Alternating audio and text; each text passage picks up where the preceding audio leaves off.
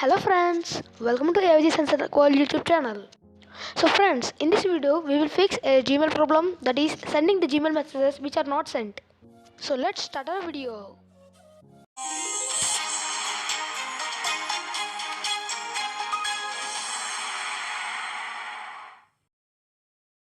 First open Gmail.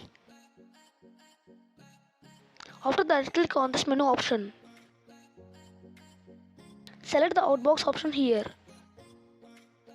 Here you can find the mails that are not sent till now. The mail is in the queue. Now we will see the solution for this. Here the thing that you have to do is refresh the outbox once. Now the mail is sending. Now let's check whether it has sent or not. Click on send option now.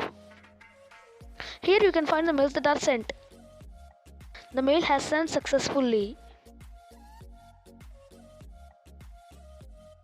So in this way we can send a mail which are not sent in the first attempt.